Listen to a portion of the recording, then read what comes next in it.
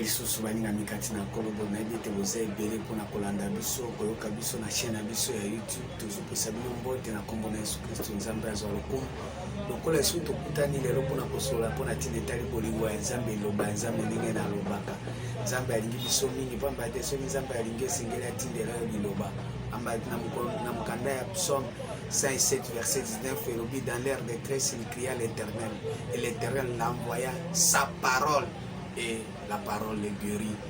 Nzambe asunga yo mutoko yoka biso lelo nakanisi la fois passée tolobelaki mpona ntina etali résurrection temo wana eza te moko kitoko mingi fo tocontinue yango pamba te lelo bato ebele bazokanisaki résurrection ezali ntango oke na mbetieke oke na kitambo bakundi yo nde okosekwa non résurrection eza kuna te résurrection ezali koluka Yesu celui qui est na Jean 11 verset 25 totanga ngo na Nzambe asunga yo muto ozolanda biso benga bana bosangana mpona koyoka biso Jean 11 verset 25 résurrection eza Jésus alobi boye Jésus lui dit je suis la résurrection et la vie celui qui croit en moi vivra quand même il serait mort et quiconque vit et croit en moi ne mourra jamais crois-tu cela est-ce qu'on dit makambo Jésus nde soko okutani na Jésus okutani na Jésus ce n'est que la parole soko okutani na liloba ifu liloba esekwisa yo balinga mikati na nkolo me ba Jésus ya lelo bazotika bato bakene na mbentieke bazotika bato bakene na entretien le ciel bazotika bato bakufaka boye liwa ezo continuer or Jésus n'est que la résurrection Yesu ki aye mbala moko ifose ya kutaka déjà bato basi bakufa mais senge siko tango okutani na ye omoni ye ovivre ye esenge yo sekwa ndeko molinga mikati na nkolo yango biso tozolela bino résurrection selon Jésus selon pensée en Nzambe Nzambe asunga yo moto ozolanda biso balinga mito si tosakani mingi na Bible tosakampare na Bible tosali ba commerce na tozwi ba mbongo tosombi ba mapango tobali basi tosali ba fête ce n'est pas le moment ya continuer boye pour lelo liloba Nzambe ezoya totiango na kati na vanité esengeli tomema bato na kati na résurrection tosekisa bato bakufa na nini moto aboma bato eza na mkanda ya Matthieu 6 verset 22 elakisi biso lolenge nini bato bakufa Matthieu 6 yoka kokufa ya bato 22 elobi nini Matthieu 6 22 l'œil est la lampe du corps. Si ton œil est en bon état, tout ton corps sera éclairé. Mais si ton œil est en mauvais état, tout ton corps sera dans les ténèbres. Si donc la lumière qui est en toi est ténèbres, combien seront grandes ces ténèbres? So bakunjo bazipiki ona mabele molili eza kuna siko soki liso na ezo kwa komona te soki liso na yo lumière eza epa na yo eza molili c'est-à-dire quoi basi ba voile yo moyo mona Yesu ezate ba tie yo vraiment voile munene na makambo ya buzoba ase momala yeba ke corps na yo nyonso eza na kati ya molili ça veut dire so kufi na o déjà nzoto basi ba tiango déjà na kati ya nkunda okuna na kati ya nkunda torche zarate mwinde zarate siko soki lisu na yo lisu nde esalaki moto akufa tango Nzambe azoyebisa mwasi na ayebisi mobali ke mukolo kolia mbuma nzete wana okokufa aza koyebisa ye bien ke mukolo kolia nzete wana miso na yo ekokufa pamba te miso ya mutu nde ekufaki moto akufaki na nzoto te yango moni batikalaki baboti bana baboti Adam baboti Caïn baboti Abel soki bakufa benga babota te mais miso na bango nde ekufaki po ntango babotaki bazalaki deja libanda ya volonté ya Nzambe bazomona makambo eza libanda na bango oli bamona makambo eza na kati na bango eza lokwa baeglise na biso lelo eza ya kokufa pourquoi parce que makambo ya Nzambe tozomema yango na makambo ya libanda mwa tokota na kati ya bonzambe eza te pourquoi bonzambe eza nde na kati ya moko na moko totangi mkanda ya Romains 10 verset 6 à 11 esikani soko ososoli ke Yesu asi asekwi na kati na yo na motema soko ososoli na kati ya motema tozali totanga yango Romains 10 verset 8 Nzambe asunga yo moto ozolanda o Yesu sunga bo bazoka or ceux qui vivent selon la Romains 10 verset 8 que dirait donc la parole La parole près de toi, dans ta bouche et dans ton cœur. Liloba ezali na kati ya motema. Yesu liloba ezali na kati ya motema na yo. Or, c'est la parole de la foi que nous prêchons. Ezali liloba ya kondima, ezali liloba ya parence te. Kondima eutaka na koyoka. Koyoka nani Christ. Christ azalaka libanda mutu te balingami kati na nkolo. Christ azala na kati ya moko na moko. Paul azoba, ce n'est plus moi qui vis, c'est Christ qui vit en moi. Pays na Galate, on a dit mes enfants pour qui j'éprouve de nouveau les douleurs de l'enfantement jusqu'à ce que Christ soit formé en vous. Si tu confesses dans ta bouche le Seigneur Jésus, et si tu crois dans ton cœur, que Dieu l'a ressuscité des morts, Jésus a fait quoi dans mon thème, a fait quoi dans les bandes, a fait quoi dans les films, a fait quoi dans les théâtres, asekaka te o mutu asala ba cérémonie asekwaka na kati ya motema ya moko na moko balengami kati na nkolo. Si tu confesses de ta bouche le Seigneur Jésus et si tu crois dans ton cœur que Dieu l'a ressuscité des morts, tu seras sauvé. Soko croire na motema na te ke nzambe asekwisaki Jésus na kati ya motema na yo okozala sauvé te okotikala kozala. Mais soko croire, ça veut dire quoi? Soko sosoli bonzambe otozo pesa bino ya 3e testament. Soko ndimi ko kota na makambo otozo ba ya 3e alliance. Okozwa héritage o ezali ba pesa kango Christ ye moko aza na bomo. Il est la résurrection. Akose kwisa héritage oyo nzambe akoma yango na kati ya motema na yo. Ya zawana pona kosala volonté ya tatane. Alors bina mkanda ya Jean 4, verset 34, ma nourriture de faire la volonté de celui qui m'a envoyé d'accomplir son œuvre où? Dans le cœur de quiconque croit à moi, moi qui, Jésus-Christ, balingami. Wana lelo tozolobe la résurrection, esengeli tosekwisa Yesu na kati na bomo na biso akufa ndenge nini. Romains 7, verset 12, Nzambe asunga yo mutozolanda. La loi donc est sainte et le commandement est saint, juste et bon. La loi donc est sainte. Loi est nzambe. Liloba nzambe eza bo santu, eza saint, eza solo. Et le commandement est saint et juste et bon. Liloba nzambe eza saint, eza juste et eza malamu. Ce qui est bon a-t-il donc été pour moi une occasion de mort? Yonde sikoyo. Eloko malamu ezomemela yo nini liwa. Eloko ezomemela yo okota na kati ya vie éternelle, okota na kati ya boyebi, kati ya bososoli, kati ya Christ, kati ya esengo, kati ya justice ya nzambe, kati ya makambo ya malamu mezomemela yo liwa. Pourquoi? Parce que na kati na yo Jésus aza ya kokufa. Jésus aza na bomoi te. Bato baza na bomoi kuna eza ba prophète, bato baza na bomoi kuna eza ba père spirituel, bato baza na bomoi kuna eza ba visionnaire, bato baza na bomoi kuna ezali ba archbishop nde bango baza na bomoi. Poso balobika makambo archbishop osiliki okangi kanda okinde ngwana otomboki. Mais Jésus liloba ya nzambe kobatela ngo ezate obundelaka ata Jésus te. Jésus nde liloba yango masumu yango bundela kasi Jésus obunda to sano masumu facilement ozomona ngo eza normal. Ozonyokola bato, ozofinga, ozotuka bato, ozokangela bato kanda, ozoyina. Jésus aza ya kokufa, bonzambe eza ya kokufa, bonzambe ezosala eloko te, bonzambe ezobouge te. Lokutana monoko alobi ngai yoyo. À ce moment-là, Jésus aza ya kokufa. Moi eto mona vie ya Jésus na kati na bomoi na yo. Ezate molinga mikati na nkolo. Yango na tozo singa Jésus aseko po soki aseko ya ko se manifester baninga mikati na nkolo komona boye maka l'écouter ye. Vérité terme pour respecter vérité. Komona boye mutema mabe ye. Mutema malamu peye pour respecter mutema malamu. Mais lelo nanya ngwa ko respecter mutema malamu. Tokomi partout, tokomi lokwa badoyo banyama toloba. Pona vie bonzambe zomona te Jésus aza ya kokufa. Or Jésus ce n'est que la vie de Dieu, la vie ya parole. Vie ya bonzambe eza vie ya parole, parole ndenge to mona bo esenge to vivre yango to réaliser que tozo vivre yango balingame kati na nkolo. Ce qui est bon a-t-il donc été pour moi une cause de mort? Loin de là, mais c'est le péché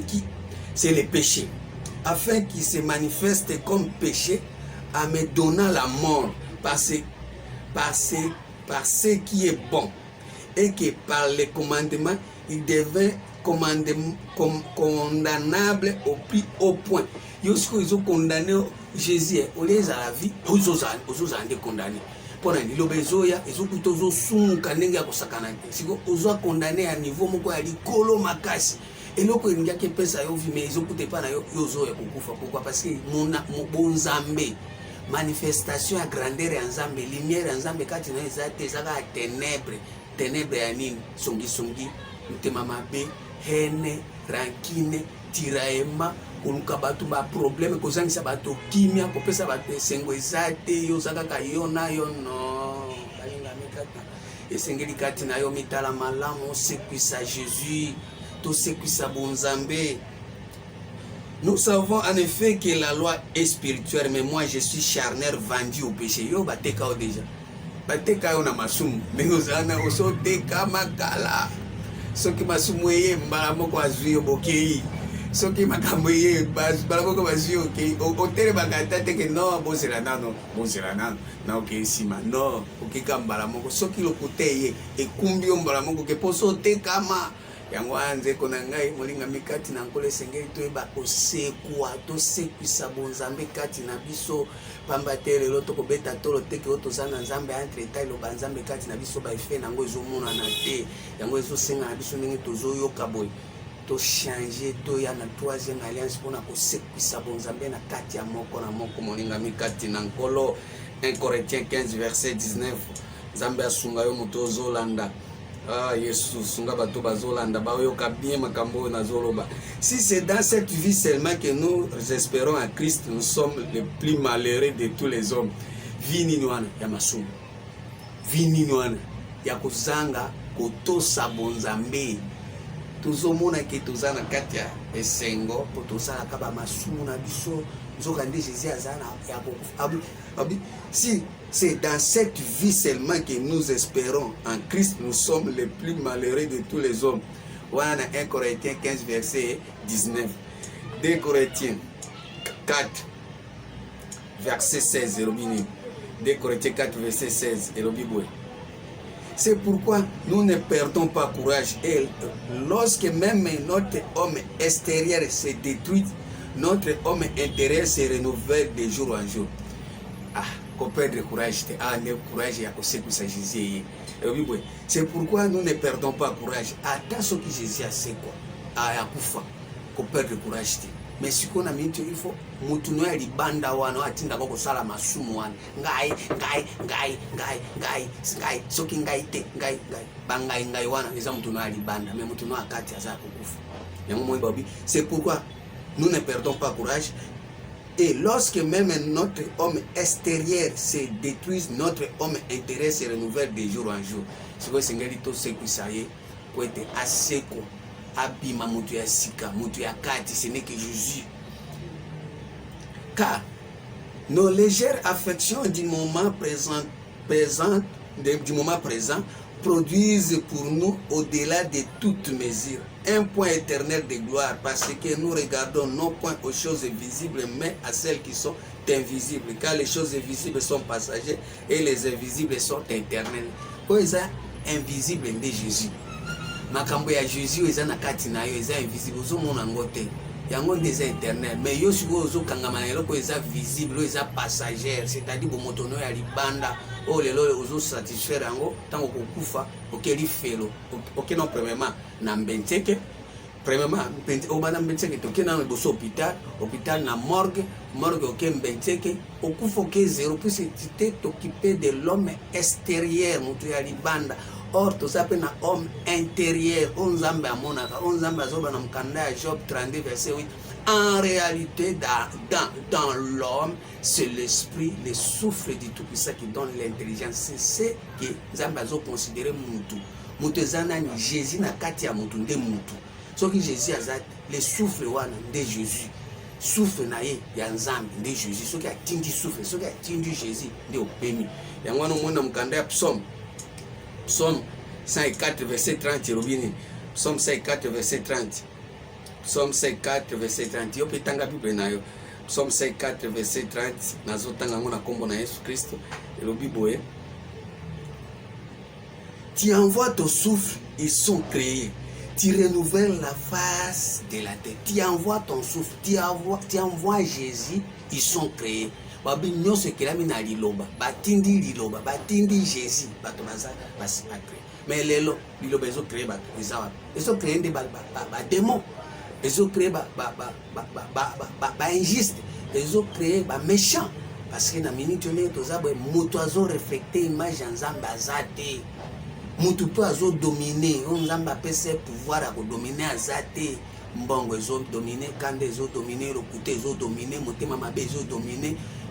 Ambiance ezo dominer, bang ezo dominer, otoko ezo dominer, vie ya bo péché, masumu haine, division ezo dominer, haine ezo dominer. Balingami kati na nkolo yango wana tozosenga na bino bokota na kati na chaîne na biso bo s'abonner. Balingami tokoti na temps kosekwisa Yesu akosekwa bonzambe kosekwa na kati ya moko na moko. Tosengi tosangana elongo tobomana po nini balingami kati na nkolo. Siko problème ezani Jésus wana oyo azali opesa souffle na ye, ba disciple même batambolaki na ye bayebaki ete na Jean 14 verset 6 à 7 tokena Jean 14 verset 6. T'as la problème Jésus azana. Jean 14 verset 6. Jésus dit, je suis le chemin, la vérité et la vie. Nul ne vient au Père que par moi. Jésus a dit ça va disciple. Je suis le chemin. Je suis le chemin, la vérité et la vie. Si vous me connaissez, vous connaissez aussi mon Père. Et dès maintenant, vous le connaissez et vous l'avez vu. Philippe lui dit, Seigneur, montre-nous le Père et cela nous suffit. Ça veut dire, Jésus a dit koloba makambo, et puis asomi na buzoba, la qui se subi so tata. Ce qu'on a subi so tata, wane koki. Or Jésus a dit, ngana za na kati ya tata za na kati ya nganga. Soki boyebi tata boyebi déjà, soki boyebi nga boyebi déjà tata, mais bazo comprendre que tabi la qui ça ka biso tata. Ça veut dire nzela wana atambola ki angote, batambola ki na chemin à Jésus te. Eza lokola yo ozotambola na liloba nzambe, mais liloba nzambe ezosenga botambola na nzela ya Jésus, mais yo ozotambola na nzela ya Jésus te, otambola na nzela na yo, otambola na nzela ya abîme, totangaki abîme, babi qui descendra dans l'abîme, c'est à faire remonter Christ d'entre les morts. Yo matisi Jésus na abîme, o matisi kuna ndio tomboli. Ça veut dire ndenge totangaki abîme wana na mkanda ya Psaume 64 verset 7. Abi les pensées de cœur de l'homme c'est un abîme. Ozoma si otango ozo sala makamuna ozo concevoir buzoba na ndo matisi siko Jésus wana ndia okomi Jésus, oh Jésus Elohim, oh libala na ngai Jésus musala na ngai Jésus ozu abîme na souci na yo ozo concevoir nde Jésus akomi na kati o matisi wana. Mais na bonzambe azana ya kokita na volonté ya papa aza ya kokita. C'est yango moni bato mususu bazoba ba Philippe bazoba toyebi nzela te toyebi tata te lakisa biso tata na nzela tata aza na ete. Or Jésus azolinga mema Philippe bamata bakende pa ya tata mais azui ati esika bibembe. Yango moni lelo tozana ba église oyo Jésus aza esika bibembe. Proverbe 15 verset 24. Jésus aza esika bibembe bato basangani bazui bibembe. Basangisi bazui ba conception na bango batie ale nde bazui Jésus bakomi wana Jésus na biso na moto na tumbi bokilo nanga na tumbi papa kutu na tumbi oya zokanga boy mwenanga na tumbi otumba batu na Jésus na kati ya de volonté na yo otumba ka batu nyonso ba papa na yo ba mama na yo baleki na yo otumba bango to tikala ka yo mongo pona volonté ya conception ya abime na yo souci na yo kaka obala non eza bongo te. Pour les sages et les sentiers de la vie mènent en haut, afin qu'ils se détournent de ce jour de mort qui est en bas. Moi, je suis le chemin. Chemin, Jésus me makabatuapi na likolo pona ko se détourner na chemin ya ebembe ezana se. Zokande Jésus bokitisa ke déjà na abîme. Tango kitisa na abîme, bomemi esika bibembe zali balobi bien. Pour les sages et les sentiers de la vie mènent en haut, afin qu'ils se détournent de ce jour de mort qui est en bas. Yango moni Jésus le roi ce jour de mort makamba conception ya buzoba ba mate ya lokuta ba mate ya mbindo mate ya souci tellement mboka ezana pasi bato bakomi na souci ya mbongo mate ya nyuso komi kama makamba mbongo makamba bo matisa bato likolo ya bato ba mata likolo ba mona nzambe Exact. Balingami katina nkolo Ecclésiaste 3. O Yesu verset 16 elobi nini Nzambe sunga milimo. Ecclésiaste 3 verset 16. J'ai encore vu sous le soleil collier établi pour juger, il y a de la méchanceté et qu'aucun collier établi pour la justice, il y a de la méchanceté. J'ai encore vu sous le soleil collier établi pour juger, il y a de la méchanceté et collier établi pour la justice, il y a de la méchanceté. Déplace votre bafandi wana. Makambo bato bafandi pona kosala justice ya Nzambe, pona kotala droiture ya Nzambe, kosala volonté ya Nzambe. Wana ezande méchanceté na méchanceté. J'ai dit à mon cœur, Dieu jugera les justes et les méchants, car il y a là un temps pour toutes choses et pour toutes œuvres. Ba œuvre nyonso bozo sala wana Jésus a kokufa. Nzambe ezali loba nde lobezo ya ko juger bino makambo nyonso bozo sala neza ya kokufa. Na verset 18.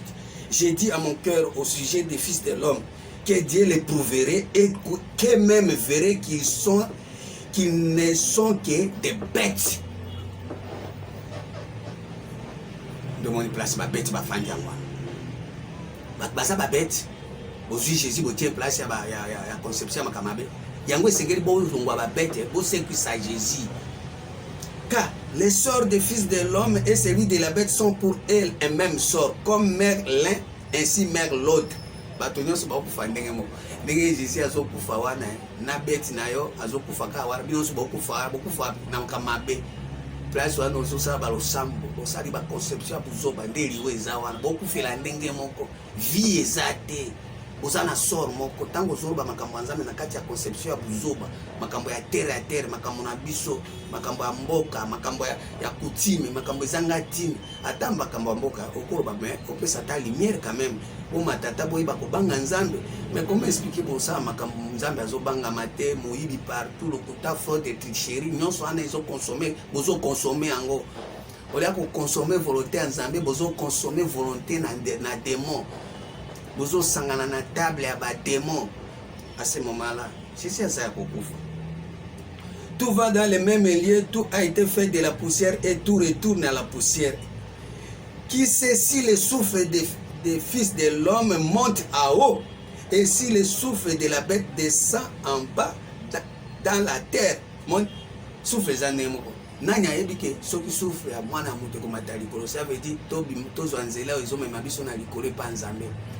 Bon, nzela ya satana ya babete emema na se mais biso na nyama na bana souffle moko nyonso zo kitaka la poussière, c'est-à-dire quoi bozo sala kaka makambo na biso makambo ya terre à terre makambo ya bassesse yango na Jésus azaya kokufa yango tozo senga na bino bo kota na kati na vision ya 3e testament poto sekwisa Jésus akosekwa Jésus wana akufa te ye pe azana bomo Nzambe abatela kate mwana na me epana yo na motema na yo nde akufa ede senge to sekwisa ye to soki a sekwi lelo epana bio epana ye epana biso to sekwisi Jésus to komi kotambola yango moni azosala prière na mukanda ya Jean 17 Nzambe asunga bato ba comprendre Jean 17 verset 15 elobini.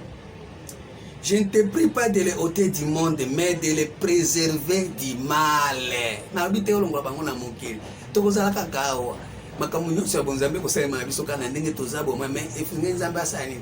A épargner biso na mabe tondi na mokili yango mabe bomi Jésus ce n'est que malamu. Mabe ce n'est que le diable. Siko diable nde asanga Nzambe azui mokili nyonso amemi bato na kati na liwa amemi bato na kati na ministère de la mort. Ils ne sont pas du monde comme moi je ne suis pas du monde. Sanctifie-les par ta vérité. Ta parole est la vérité. À un moment, dans le 3e testament, rien que la vérité. Ah oui, ça rien que la vérité. Tu vas faire pour la solo. Ah bobo, ma biso pour la solo. Ah tu vas faire ça pour c'est quoi solo pour c'est que ça Jésus. Tu vas faire ça pour solo vérité. Vérité c'est quoi ça la psaume. Continue verset 26. Dans le psaume. Psaume 50. 51 verset 8. Yokasko vérité place bombani. Pour Jésus a dit je suis le chemin, la vérité et la vie. Psaume 51, verset 8. Purifie-moi, verset 8. Mais tu veux que la vérité soit au fond du cœur. Tu veux que la vérité soit au fond du cœur. La vérité, c'est sous les bandes en haute. Yesu azwaki bateme na mai okimi mbango na njili okimi mbango na fleuve wana ezali bandana. Tu veux que la vérité soit au fond du cœur. Fais donc pénétrer la sagesse au-dedans de moi. Sagesse ya Nzambe ezali na kati na yo molinga mikati na nkolo. Purifie-moi avec l'hysope et je serai pur. Lave-moi et je serai plus blanc que la neige. Nzambe singeli asunga yo pona kati ya motema na yo soko oyambi Jésus ana ko purifier yo akosukula yo motema ekomi mpindo. Ah, Yesu sunga bato bazoyoka. Hébreu 10 verset Nzambe sunga bato bazolanda Hébreu 10 Nzambe sunga miti milimo. Hébreu 10 verset 22 Nzambe asunga yo. Nathan 21. Et puisque nous avons un souverain sacrificateur établi sur la maison de Dieu, approchons-nous avec un cœur sincère. Un cœur sincère, monté mes ananas sincères, mon linga, mais oui, ko sambela, ya ko kanzambe, asekwisa yo, ko ya no ko kanzambe apeso biloko te, ya kana motema ya bosembo. Approchons-nous avec un cœur sincère dans la plénitude de la foi. Plénitude ya kondima, zwa kondima na yo nyonso, tia yango na kati na Yesu. Yaka na kondima nyonso, kotika ngo mususu pembeni teo, ngana ndimi na okende poto, na ndimi na kobala, wana oza na plénitude, yaka na plénitude na kati na Yesu. Yaka na plénitude ya kondima na kati na Yesu. Le cœur purifié d'une mauvaise conscience et le corps lavé d'une eau pure. Moi je suis tant mieux bozoba na baki na sola kama kababatem mko nini okena njiri okoti na mai ikoti na mutema na jamais Yesu la kanzoto Yesu la libanda na momoni mutu alibanda azomona na gaza mutu zoka ndaza elo pote nzamba otana na kati a réalité dans l'homme pour ceux qui na kati bonginde libande ko bonga mais ozobongisa libanda na kati za kopola les tombeaux blanchis. Approchons-nous avec un cœur sincère dans la plénitude de la foi, le cœur purifié d'une mauvaise conscience et le corps lavé d'une eau pure. Retenons fermement la profession de notre espérance, car celui qui a fait la promesse est fidèle. Veillons les uns les autres pour nous exciter à la charité et aux bonnes œuvres. L'okuta, mauvaise œuvre. Colossiens 3 verset 5. Nzambe sunga bato bazolanda lokuta mauvaise œuvre bato basi batondi lokuta. Colossiens 3 verset 5. Bonne œuvre yokasko mauvaise œuvre ndengeza. Faites donc mourir les membres qui sont sur la terre. Osengelo boma eloko po Jésus asekwa soko bomi angota ko sekwa te. Soko lingi homme extérieur akufa homme intérieur à se renouveler ça les locaux soko boyango a osekwate. Faites donc mourir les membres qui sont sur la terre, l'impudicité bilokwana bomango pour Jésus asekwa, l'impureté bomango soki olingi Jésus asekwa, les passions o nyonso olingi osala okosala pe mata ko boma moto ko ina moto ina ikaka pozo aka elokwana otia songiso passion ezotinda o bilokwana. Les mauvais désirs, oh Jésus, et la cupidité, le koso ya mbongo, le koso, okosala ba prophétie ya lokuta okukaba kosala ba manyanga poka kozwa mbongo bimisaka mutu mbongo ndenge na bimisa mbongo ba mabonza oyo ya nini oyo ya boye molimo ya boye molimo ba pesa ka aussi c'est ba tout cupidité le koso ya mbongo yango ezosala ke moyo lobe église biso komia ba mimbongo ba commerçant qui est une idolâtrie. Ma communauté n'est pas en idole, c'est idolâtrie. C'est à cause de ces choses que la colère de Dieu vient sur les fils de la rébellion. Oso se rebeller devant Zambé. Zanga ite Bible, nga ite o, nga ndem na koma Bible o te, Bible nde zoloba. Parmi lesquels vous marchez autrefois lorsque vous vivez dans ces péchés. Vous avez compris quand Jésus a dit na bon moite.